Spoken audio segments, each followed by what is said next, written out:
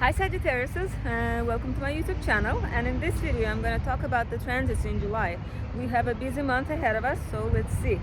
On the very first day of July, well technically on June 30th, we have the conjunction of Sun and Mercury on the 8th degree of Cancer in your 8th house.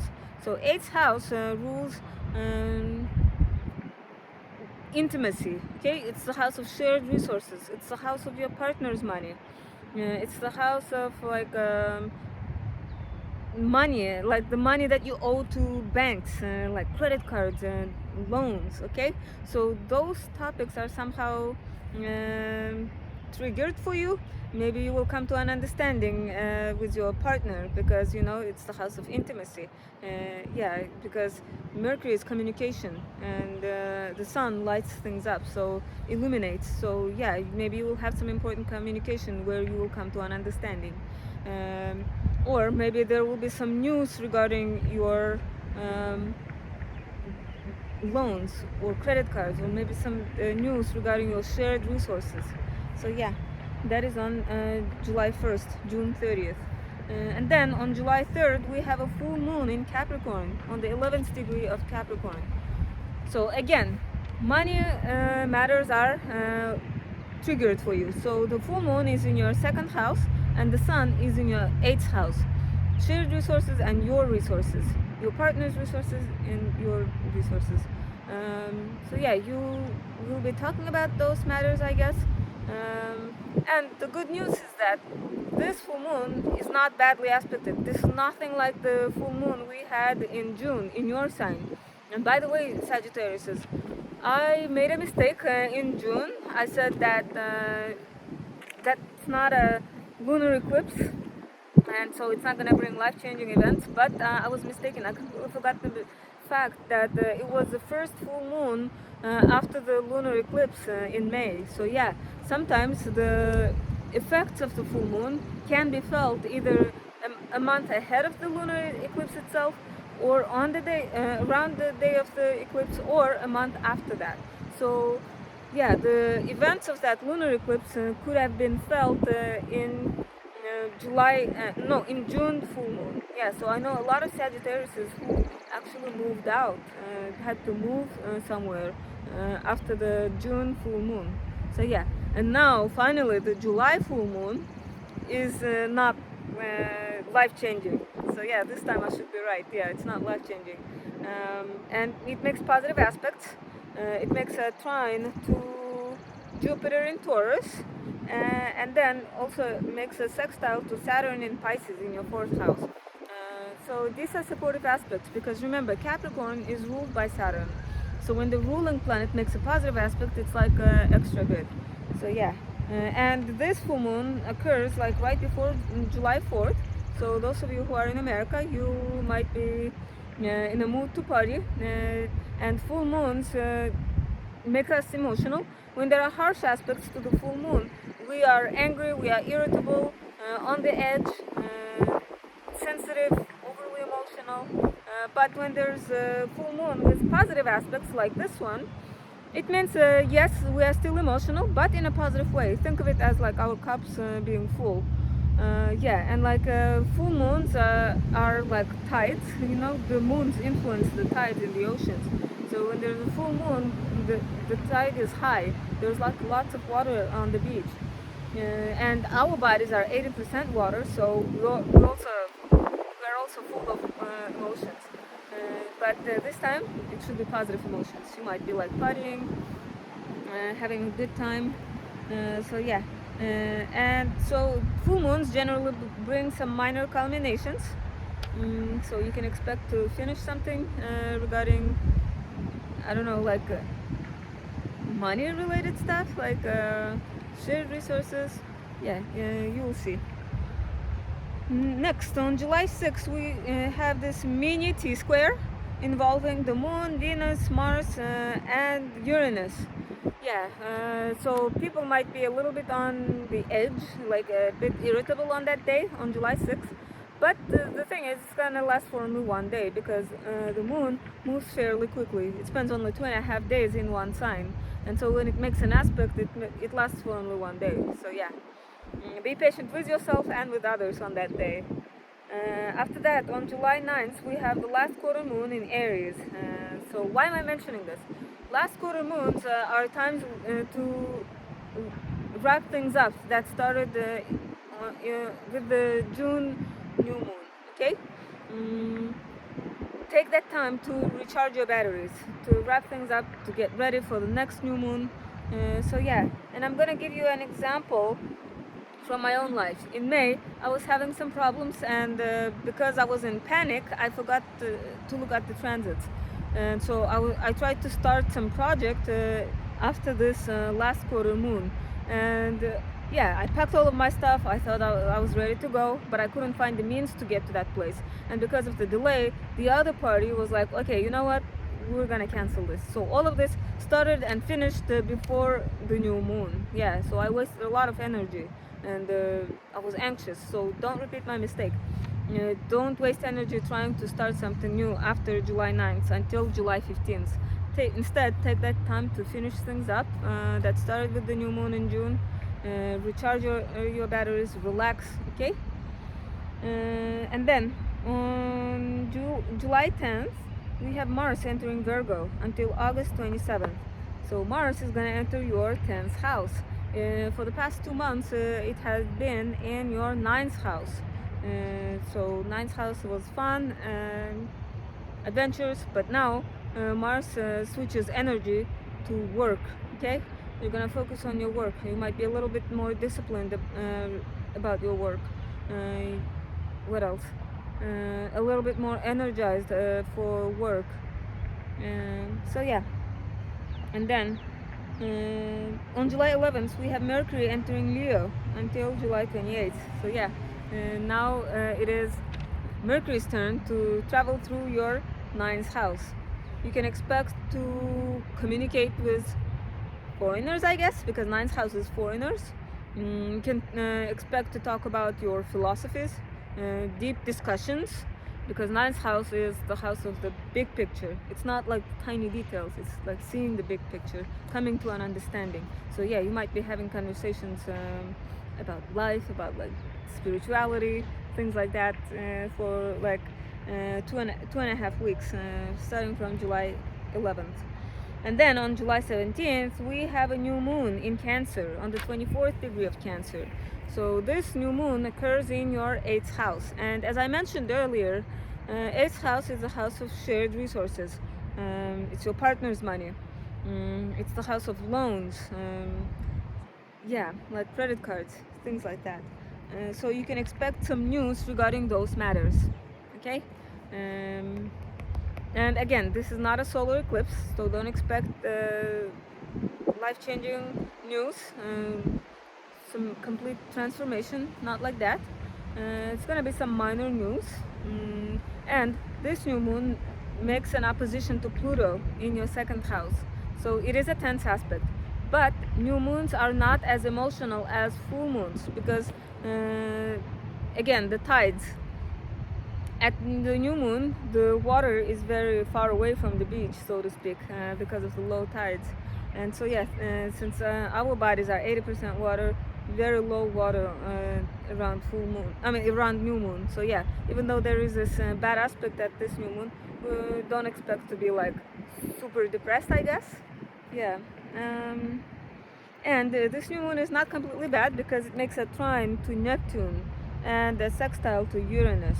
Okay, so there's still a good aspect to this new moon. So yeah, expect some news, some decision, some announcement around this time.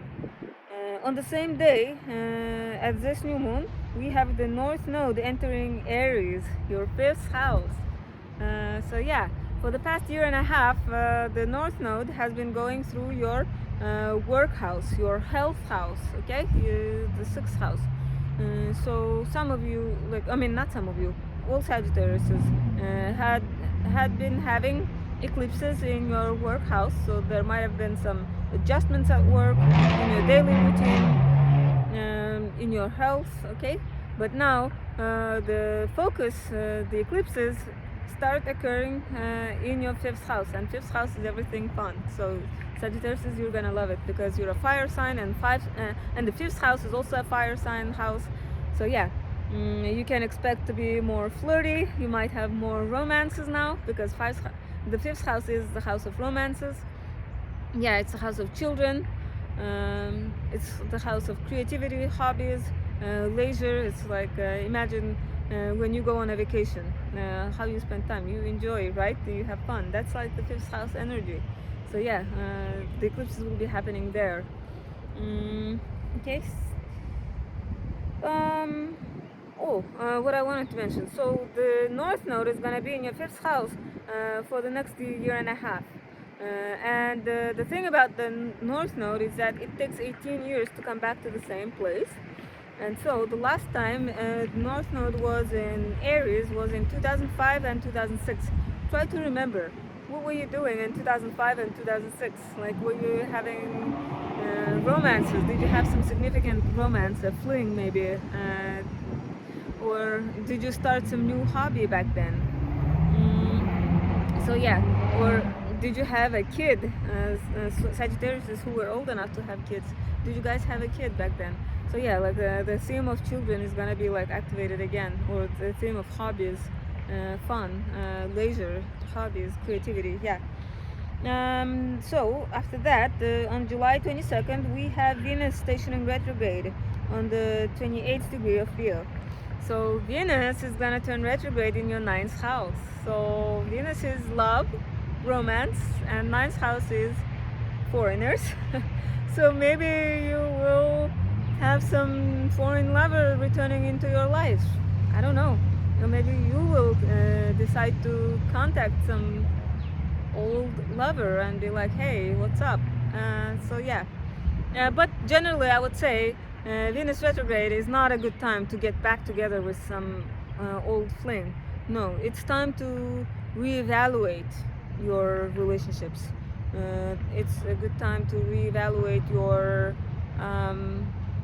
aesthetics, your finances, because Venus rules those things. Yeah, I'm gonna make a separate video for Venus retrograde in July, so you can check it out if you want to in July.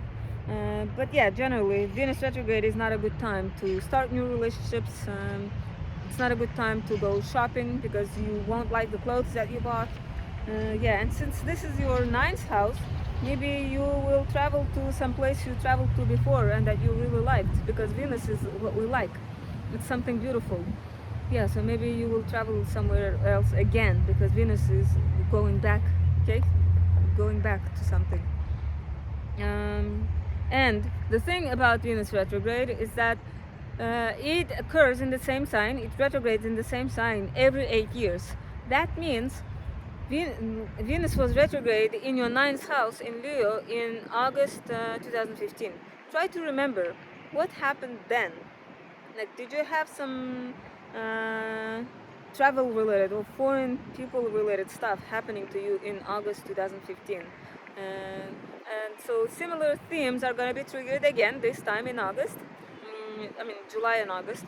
But the circumstances are obviously going to be different because the outer planets will be making different aspects this time. In 2015, Venus was making a trine to Uranus, but this time it's going to be making a square to Uranus. So you see, it's going to be a different flavor. Yeah. What else? On the same day, the Sun enters Leo, your ninth house. So yeah, like ninth house stuff, travel, publishing, philosophy, higher education, seeing the big picture. Yeah, those themes are activated. Okay, on July 23rd, on July 23rd, we have Chiron turning retrograde on the 19th degree of Aries. I mean, you guys have had Chiron in your fifth house for a couple of years now. Chiron is the wounded healer, so he cuts open the wounds in order to heal them. So yeah, for you it's the wounds of creativity, your creative self-expression, fun, children, romances, flirting. Those things are gonna be like through, like, I mean, I'm gonna be going through revision in order to heal. And I mean, this retrograde, it occurs every year, and so only Sagittarius who have either planets around this degree, like maybe you have your moon in Aries around the 19th degree of Aries, then yes, you're going to feel this retrograde.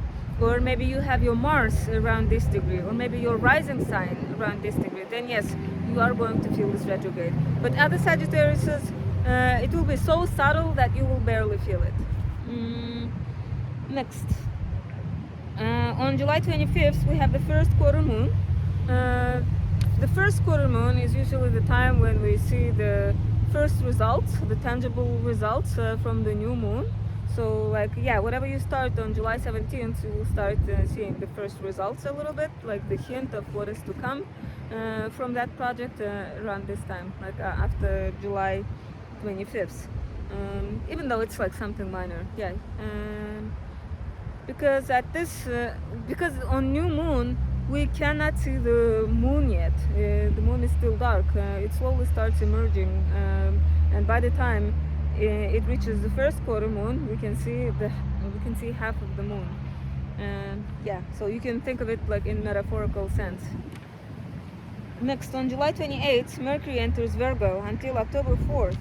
So Mercury is gonna be in your 10th house for 2.5 months, because it's gonna go retrograde in your work house on August 23rd. Yeah. So expect communication to be focused on your work. It's gonna be like business-like communication, communicating about your work. Yeah, or maybe texting, emailing a lot at work, maybe writing some sort of report, and maybe going to, yeah, but at Venus, no, not Venus, Mercury retrograde next month. Yeah, I'm gonna talk more about that next month. So yeah, July ends with Mercury entering your 10th house, and Mars is also in your 10th house. So yeah, in July, by the end of the July, the focus will be on your work stuff. Okay, so this is it for July. At the beginning of the month, you have that conjunction of Sun and Mercury in your 8th house. So as I said, you can be communicating, you can reach some sort of understanding in your intimacy, okay, with your partner, or maybe there will be some news regarding your loans or debts. And then the full moon, again, it's gonna trigger, activate your money houses, your money and your partner's money, shared resources, loans and debts. Yeah, those themes are activated. But this full moon is good, so don't expect some bad news. Yeah. Next, you have a new moon on July 17th in your 8th house. Again, you can expect some news regarding your shared resources, your partner's money, your loans. Some of you, if you are taking out a loan, this can be a time when you hear the decision of the bank. Yeah. Yeah, so expect some news around that time. On the same day as this new moon, the North Node enters your 5th house, your house of fun. Yeah, so for the next year and a half, you can expect to have more fun, which is good. You can be extra flirty. Yeah. And try to remember what happened in 2005 and 2006, because that's gonna kind of repeat this time. And then Venus stations retrograde in your 9th house. Again, as I said, you might get in touch with some old foreign lover, or maybe that old foreign lover is gonna return into your life somehow, or you will travel to some place you visited before and that you really liked. Yeah, some Sagittarius might do that. For others, it might be a time when you will be reviewing your values regarding your travel, how you spend money on travel, I guess, your philosophy, your beliefs. Yeah, those themes are important for Sagittarius, and Venus is what we value. So yeah, your values regarding those things, you will be reviewing them. What else? So yeah, this is it for July, and I hope you liked this video. If you did, please subscribe, and I hope to see you guys in August. I wish you pleasant July, and so bye.